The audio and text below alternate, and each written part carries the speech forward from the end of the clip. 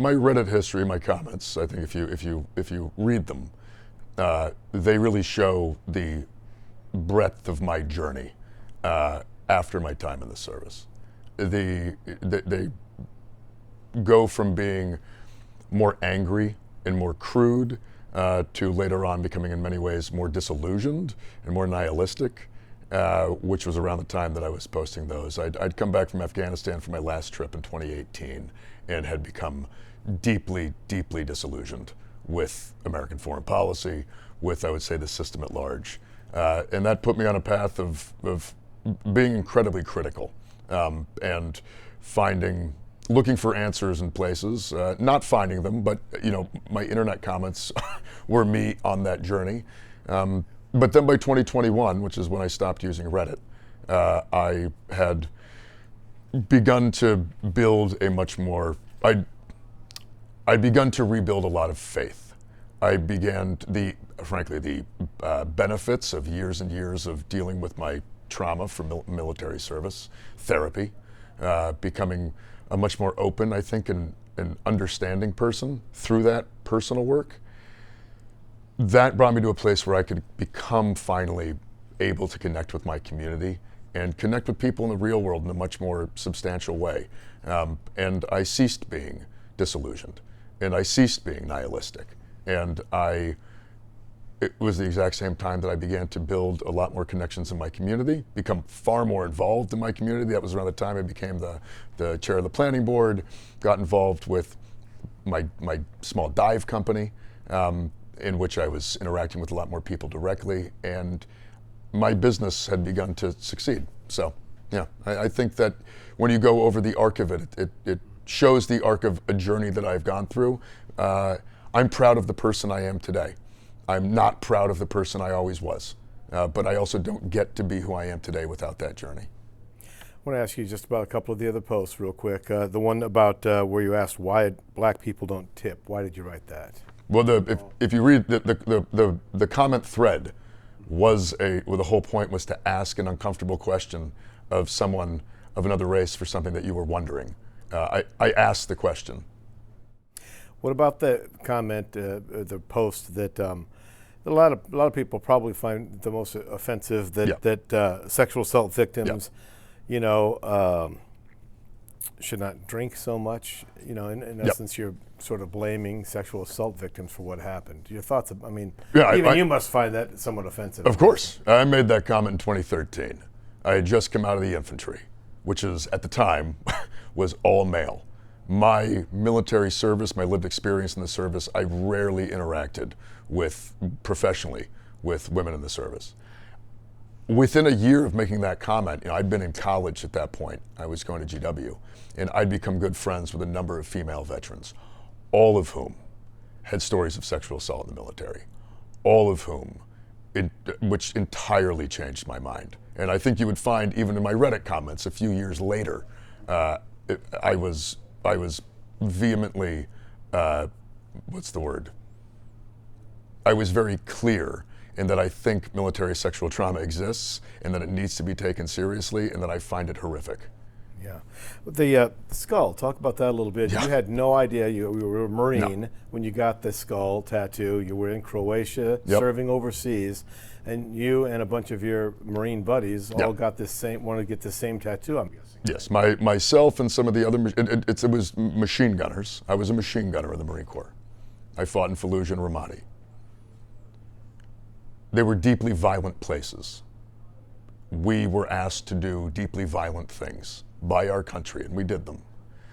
We took pride in those things.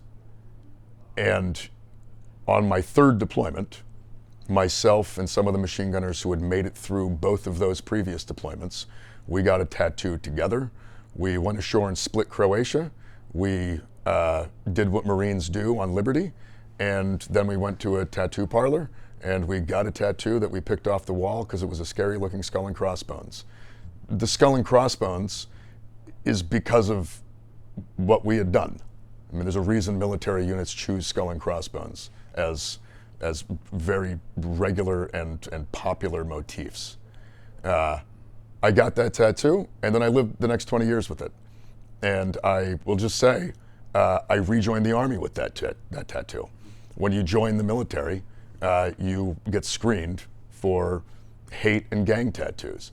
I went to work for the State Department, where I was on the ambassador's security team in Kabul, and I got a full physical where I was screened for gang and hate tattoos. I've been taking my shirt off for 20 straight years. I performed a very public performance of a pop song at my brother's wedding to my sister-in-law, who is Jewish, in front of her entire extended Jewish family. If I had thought at any point along this way that I had a very obvious tattoo that had connotations of Nazism, I would have gotten rid of it. I got rid of it. It has now been covered up. I covered it up last night, actually. When this initially came to me, I did not take this seriously because I have never remotely thought of this in that context. I've had this thing for 20 years and nobody's ever brought it up. Did you notice the similarity after it was pointed out? Of course. No, after it was pointed out, I mean, it was noted. But I will just say that it's a skull and crossbones. It has a similarity to like lots of skull and crossbones, and skull and crossbones motifs, again, super popular amongst military units, both American and foreign. They're all over the world. I never once thought about it in that context. And the moment it was pointed out to me, I have gotten it covered up because I have been an avowed anti-Nazi since I was a kid. I grew up listening to Dead Kennedys and the Dropkick Murphys. I grew up as like a young punk rock kid. I hate anti-Semitism. I hate Nazism and Nazis. I'm a avowed opponent of fascism. I've got, by the way, 13 years of Reddit comments that can attest to that. The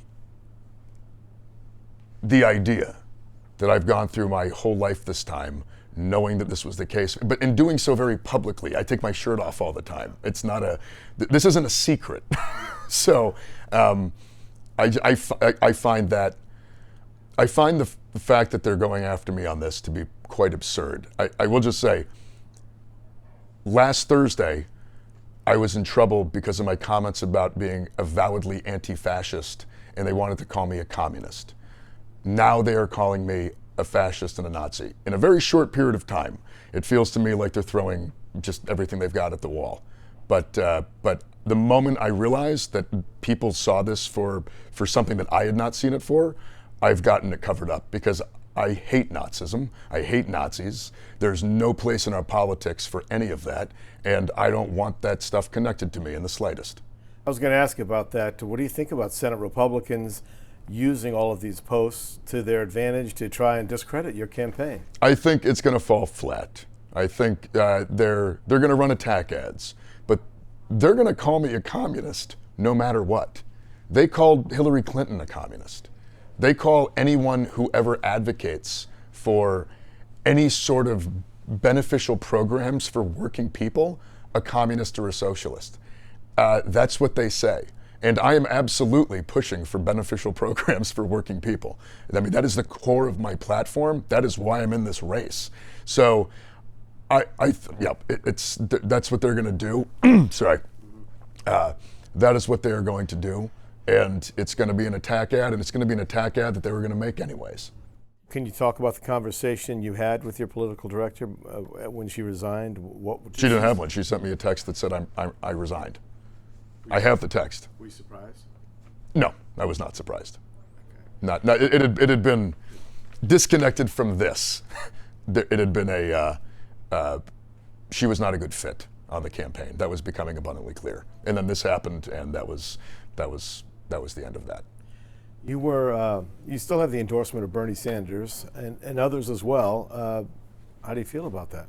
I'm very glad that many politicians who I respect immensely still support what I am doing. And I believe that they support it because they know that this is all nonsense. It is no surprise that these stories dropped within days of DC's chosen candidate getting into this race. So, and they know that. They know what's happening here. And I honestly, the outpouring of support that I've gotten from around the state shows that an immense amount of Mainers know that's what's happening. I'm a regular person. This is the political establishment doing its best to make sure that people like me, who have lived lives that are sometimes flawed, sometimes complicated, they're going to try to send the message that if you ever attempt to get into power, if you ever attempt to advocate for yourself, we will crush you. That's the message they're trying to send. What they don't understand is I don't have the same priorities as they do. My priorities are, quite literally, how do we build a better politics to represent working people? How do we address the housing crisis? How do we address the healthcare crisis? How do we address affordability? How do we address the material needs of working Mainers? That is what I care about. That is what my policy platform is. That is what I talk about. That is what I'm going to continue to be talking about. I'll be very upfront. All of this is existing so we don't talk about the real things that people are dealing with. This is the political establishment trying to fight back, and they are going to fail. You're referring to Governor Mills getting into the race, correct? Yes. Okay. You were has all of this in the last week led to a drop in fundraising or support for your campaign? No, in fact, our fundraising maintained all the way through the weekend, and we are not seeing a loss of volunteers. So people know what this is. I have an immense amount of faith in Mainers. They're smart people. They're people who know when they're seeing something that looks wrong. They know when they're seeing power going after people who have less power. They know that, and they see this for what it is. You're a former Marine. You're running as an anti-establishment outsider into politics. Yes. I don't know if anyone should really be surprised about some of these posts, considering your background, but also, that's also, as you say, that's not the person you are today. No, it's not the person I have had a very long journey to become the person I am today. And it is rife with an immense amount of trauma, with an immense amount of struggle, an immense amount of disillusionment and sadness. It is also a story that is one of me figuring it out. It is one of me getting help when I needed help, figuring out that the things that I thought were important in my life, or things that I believed in, that they were wrong or I didn't actually believe in them. It was through all of that that I've been able to become a much more open and compassionate person. I had to learn how to love myself. And that is hard when you're after years of immense violence in the service of something that I no longer even believe in. I don't believe in the war in Iraq and Afghanistan. I think they were pointless. And yet they took up an immense amount of my time and energy, and I took part in an immense amount of horror in those things. And I struggled with that. I struggle with it still. But if it wasn't for that experience, and if it wasn't for the struggles I had after, I would not have been able to learn the things about myself that I have. And what I've learned about myself, what I've learned about other people, is that we need to be more empathetic. We need to be more compassionate. We need to give people more grace and understand that people are not always who they are now. They are not who they were in the past. People can evolve and become different. And because I know that I have done that, I still hold an immense amount of faith in my heart that we as Americans, we as Mainers, have the opportunity to realize that it is in each other that we need to be finding strength. But in order to do that, we need to find forgiveness. Are you concerned that these posts are going to keep cropping up over and over again? You said No. yourself you had a lot of Honestly, posts. well, we released everything. We're putting everything out there. This is what there is. I mean, don't get me wrong. There's going to be more in the sense that I don't think the machine's going to stop. I fully expect them to throw everything at us continually. I expect people to lie. I expect people to make things up. I expect people to misrepresent things. I mean, they're already misrepresenting things entirely. I expect there will be more of that. What I will say is what has come out, these are the things that I knew about and was at some point I'm going to have to talk about my Reddit history because I'm an elder millennial and I spent 15 years on the internet and I'm sure I said things I don't agree with today. That's not surprising.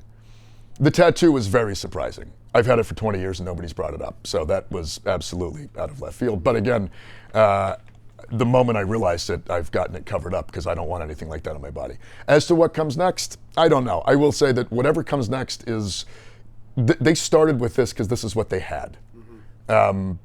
They've thrown this at the wall. It's not scaring me off. I'm not giving up. I'm not going home. In fact, it has galvanized my commitment. So there will be more stuff, I'm sure, that they're going to come after me with.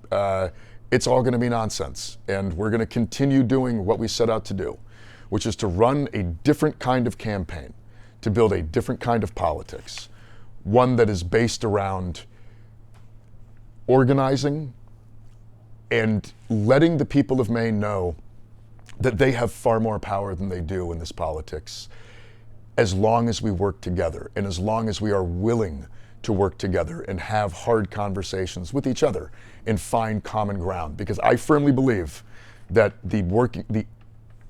everybody in the state of Maine has almost everything in common with each other. When the hospital closes, it doesn't matter who you voted for. If you can't afford a roof over your head, it doesn't matter what party you belong to. We have a lot more in common with each other than we think. That's the basis of this campaign, and that's what I'm going to keep pushing.